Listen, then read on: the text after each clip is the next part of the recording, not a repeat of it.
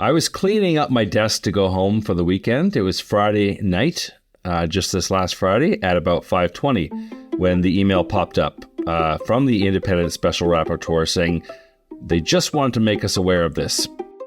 That's Steve Chase, the Globe's senior parliamentary reporter. And of course, the news was that he was out abruptly. Steve is talking about David Johnston. On Friday, he resigned as the special rapporteur on China's interference. And then, of course, I realized there's a classic Friday night method of what we call taking out the trash Friday night. So the government had saved this up until the very end of the day on Friday, which is always lovely. I notified the desk. I sent one of those emails that goes to 72 people at the Globe and Mail or whatever and said, Johnston's resigning, stand by for a story. And then I started making phone calls and called my colleague Bob Fife and we were on it. Alongside Bob, Steve has been breaking news on the story of China's interference in Canadian elections. Former Governor General David Johnston was appointed by the Prime Minister to look into this interference and decide if we need a public inquiry. Last month, he released a report that said, we don't. But the report didn't ease the pressure on the federal government or Johnston. MPs in Parliament voted for Johnston's resignation, and questions emerged about what was and what wasn't in his report. And now, Johnston is out. So today, Steve's here to make sense of the latest turn in this story and where it could all be headed next. I'm Menaka Raman-Wilms, and this is The Decibel from the Globe and Mail.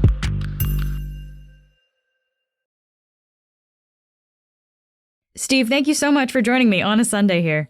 Oh, I'm glad to be here.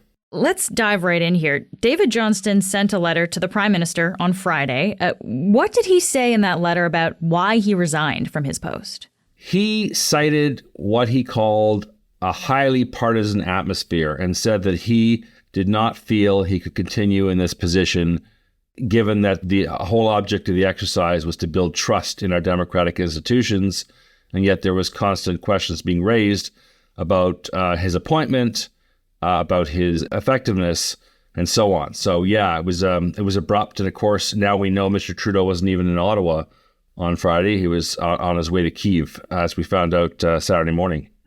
So we still have a sense that this was unexpected. You have a man, David Johnston, telling MPs on Tuesday he's sticking around, handling 3 hours of questions, something somebody wouldn't do if they were on the way out.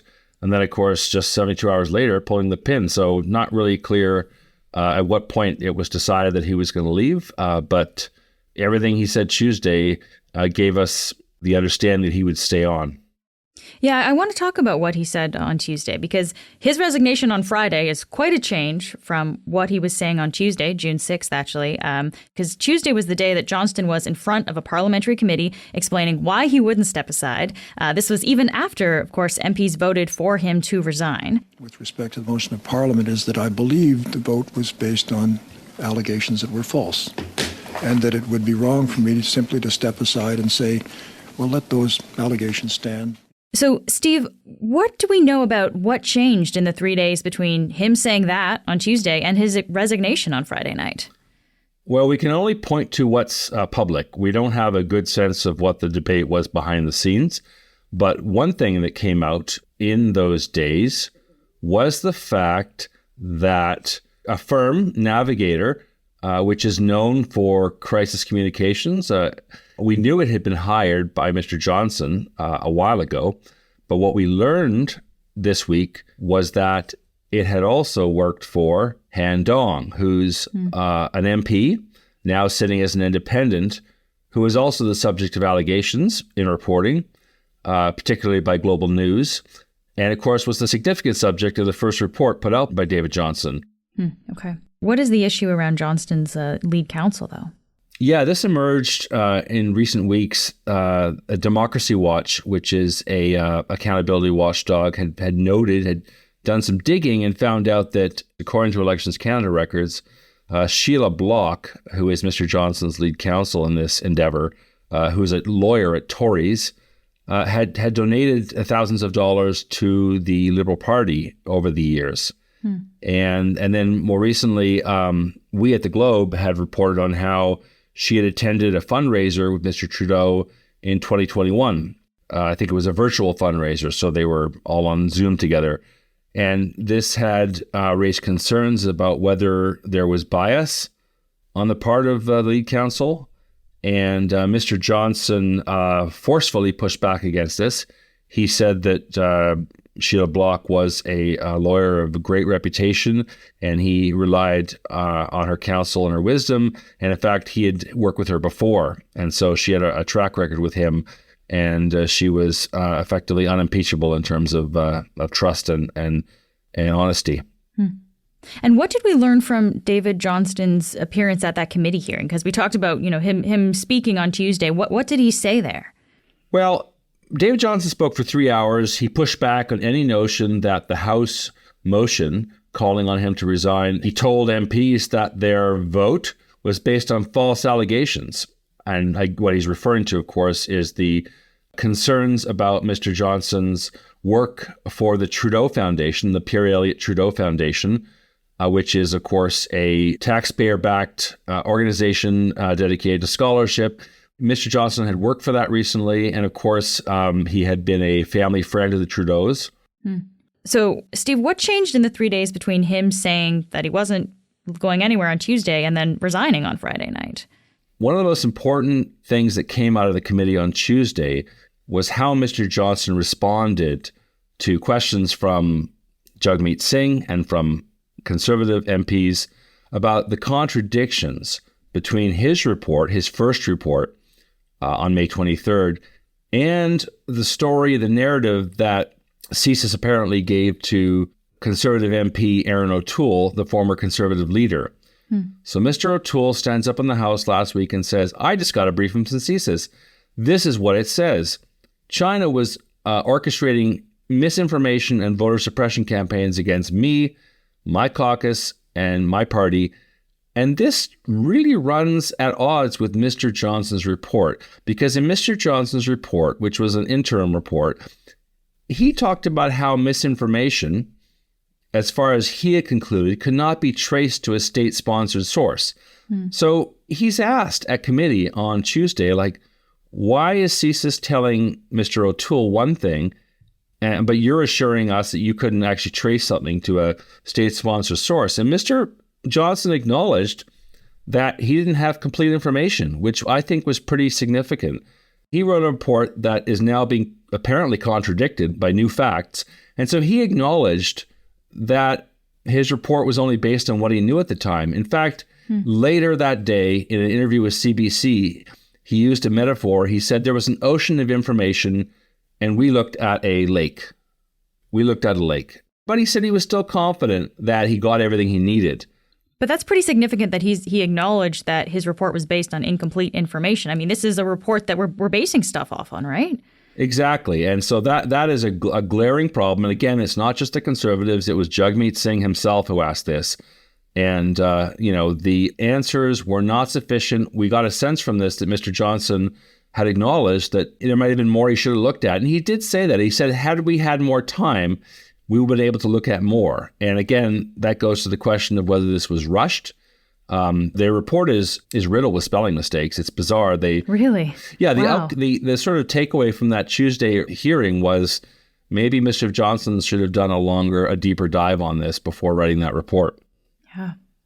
I want to talk about how we got to this point. In the past, we've had both you and Bob on the show to talk about allegations against David Johnston. This has primarily been from the opposition parties. And just this Sunday, Conservative leader Pierre Poilievre was talking about this. And I will work with our opposition colleagues to make sure that the person who fills that role is independent and unbiased in doing a thorough and public investigation. So again, can you remind us what the opposition has taken issue with? Sure. The opposition parties have been raising concerns about the fact that David Johnston was a family friend of the Trudeaus, and the fact that David Johnston was a member of the Pierre Elliott Trudeau Foundation, and whether his membership in that organization somehow compromised him. And NDP leader Jagmeet Singh was also levying a criticism about how the special rapporteur reports to the Prime Minister, right? Can you just discuss that very briefly as well, Steve? Well, that goes to the question of whether this is truly independent. I mean, the comparison is always made between what's going on now and what we would call a formal inquiry or public inquiry or a judicial inquiry. And in that case, of course, the inquiry has the subpoena powers and it has the power to cross-examine witnesses. So what you heard a lot during the last few months is the opposition parties comparing what this is to that and feeling it falls short. And of course, they voted 3 times in the House to call for a public inquiry in the last 3 months. I guess part of why Johnston was picked, though, for this role was because, I mean, he was a former Governor General appointed by former Conservative Prime Minister Stephen Harper, right? So I guess what I'm trying to figure out here is we've seen how quickly someone who wasn't seen as that political became so politicized here. I guess couldn't anyone in this role have ended up in Johnston's position? That's a good question. The Liberals have certainly pointed out that David Johnston was fine for the Conservatives when it came to appointing a Governor General. And of course, during the Harper era, he was also hired by the Prime Minister to conduct investigations and so on. So this is not, although in that case, it was a more circumscribed investigation. But the Liberals have pointed out that, to the Conservatives that he was fine for you years ago. Why is he not fine for you now? And that's been a major talking point for the Liberals over the last few months is reminding the Conservatives that they once held Mr. Johnston in high esteem. Yeah. And if we look at the politics of all this, Steve, is Johnston's resignation, is that a win for the opposition parties? All 3 opposition parties, which represent a majority of the House of Commons in a minority parliament, have voted for him to step down. So in some ways, it's an answer to that motion that was adopted. The other thing opposition parties in Ottawa took issue with is that Johnston recommended that there not be a public inquiry, right? But public hearings instead is what he's saying we should do. Why has this become such a sticking point? I think one of the main reasons is because there is a perception that a formal inquiry would be more thorough, in part because the inquiry, whoever headed it, would have subpoena powers to compel production of documents and testimony. And of course, because there would be the ability to cross-examine people, to sort of more aggressively question them. So that is what would happen in a public inquiry, not necessarily what would happen in a public hearing? Yes. And of course, David Johnston's work was supposed to be divided into 2 parts. One was he consulted a number of civil servants around Ottawa and people in various positions. I think they number in the dozens. These were done behind closed doors. We don't have access to the questions or the answers or anything like that. And that was the content of his first report. The second part of it was to be hearings, specifically and primarily with members of groups who have traditionally been the target of foreign interference. And that was supposed to last or take place during the summer, as well as some interviews with security experts. That, again, would be conducted, pretty much like hearings in Parliament. People would come up, they'd talk, they'd be asked questions, and not the same level of rigor, potentially, as a public inquiry. Okay. I guess I wonder, does the public really care, though, if it's a public hearing versus a public inquiry? Do we know what people think on this? Good question. There have been some polls on this, including polling conducted for the Globe and Mail and CTV by Nanos Research. Their poll found nearly 60%, 6 in 10 Canadians, support a formal inquiry as the appropriate approach to tackling foreign interference. And the same poll found another 25% of respondents said they support or somewhat support the public hearings planned by Mr. Johnston. So it appears that Canadians can distinguish between those 2 things, and there is a clear preference for one over the other. Yeah. Steve, this entire story, everything we're talking about here, this all began with the talk of foreign interference in Canadian democracy. And yet I'm kind of struck by how right now that point is in the background. We're not talking about that, right? The focus has turned to resignations and political infighting. So I guess what does all of this mean for the issue that we started with, which is trust in Canadian democracy? Well, we're in a minority parliament right now, which means that the government of the day doesn't command a majority of seats in the House of Commons. I think sometimes people forget what that means. It means that the people elected by Canadians, a majority of those are in the opposition benches right now. Despite the fact there's a particular supply agreement between the NDP to support the Conservatives on confidence votes and so on, every single opposition party representing a majority of Canadians has voted 3 times for a public inquiry. So there's been a clear expression, not once, not twice, but 3 times for a public inquiry. And the government has, as it's allowed to do, because these are non-binding, has ignored that. So I think what it does right now is it puts the ball back in the government's court to decide if it will finally heed the will of Parliament as expressed by a majority of parliamentarians, or whether it will try to continue to find sort of David Johnston 2.0 to keep going with this. We'll be back in a moment.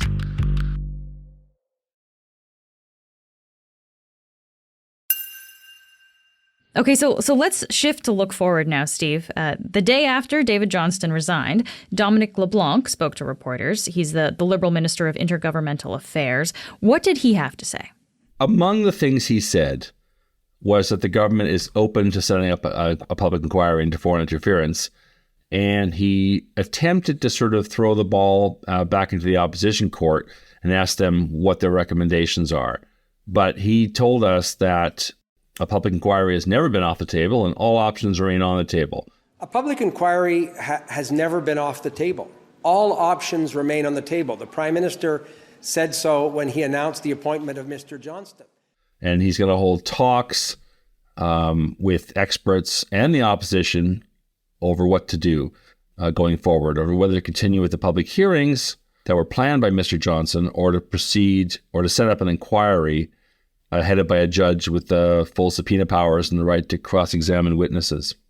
I wonder, though, because one of Johnston's reasons for not wanting a public inquiry was that we are dealing with very sensitive information here, right? So how might they handle the confidentiality of national security information that would be involved if an inquiry happens?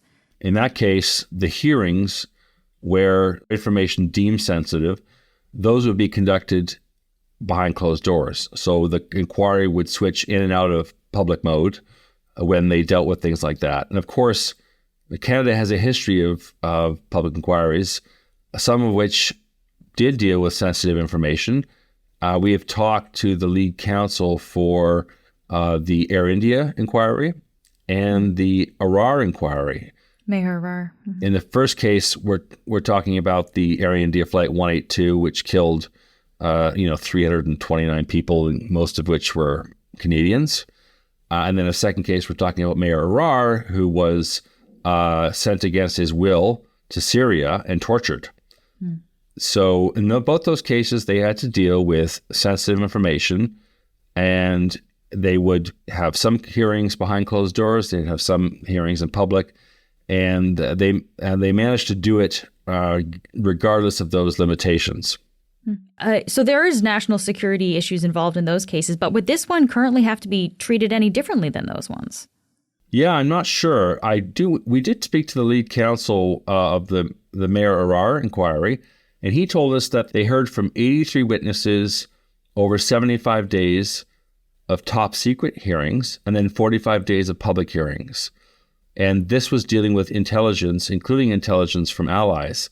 One of the messages we got from the lead counsel of Mayor Arar inquiry and of the Air India inquiry was that they felt that there was another benefit to holding a public inquiry because they felt that it would help restore public faith that Ottawa was taking the matter seriously, because people would seeing it be done, seeing the cross-examination, seeing a more lengthy rigor of the process. Of course, all this being said, Steve, it is still possible that the Liberals could choose not to have a public inquiry. Do we know when this decision is going to be made? No, we don't. Mr. LeBlanc, the minister, has said that he's going to be consulting in the days ahead. So it's not clear whether there's something they want to solve quickly or whether they want to sort of mull on for a while. I can't help but notice that it feels like we're kind of right back where we started. I mean, Johnston was appointed in March to look at foreign interference, and now he's out of that role. But has anything useful happened in terms of us better understanding foreign interference in Canada? Yes. So Mr. Johnston's report did identify something that many believe is a serious problem, and that is the way that intelligence is not being delivered to elected officials, to decision makers. As of course, you may recall, the Globe and Mail broke the story that CSIS had warned the government 2 years ago that Michael Chong, the conservative foreign affairs critic, was being targeted by China. They were investigating his family, who live in Hong Kong, to see if there's possible leverage against him. And this information was packaged in intelligence documents for senior decision makers and officials, and no one did anything about it. So Mr. Johnston highlighted what he called a serious failure to communicate intelligence properly to senior decision makers. And I think that will be an enduring theme in whatever goes forward, is that our system is not working properly and our warnings are going unheeded. We also learned later that Jenny Kwan and Aaron O'Toole, Jenny Kwan's an NDP MP who's been very critical of the crackdown in Hong Kong, of China's crackdown on Hong Kong. And again, they're learning after the fact, in fact, years after the fact. So there's a very troubling problem with the ability to get information to decision makers in upper echelons of the government. Steve, thank you so much for taking the time to be here today. Oh, you're welcome. That's it for today. I'm Menaka Raman-Wilms. Our producers are Madeline White, Cheryl Sutherland, and Rachel Levy-McLaughlin. David Crosby edits the show. Adrian Chung is our senior producer, and Angela Pacenza is our executive editor. Thanks so much for listening, and I'll talk to you tomorrow.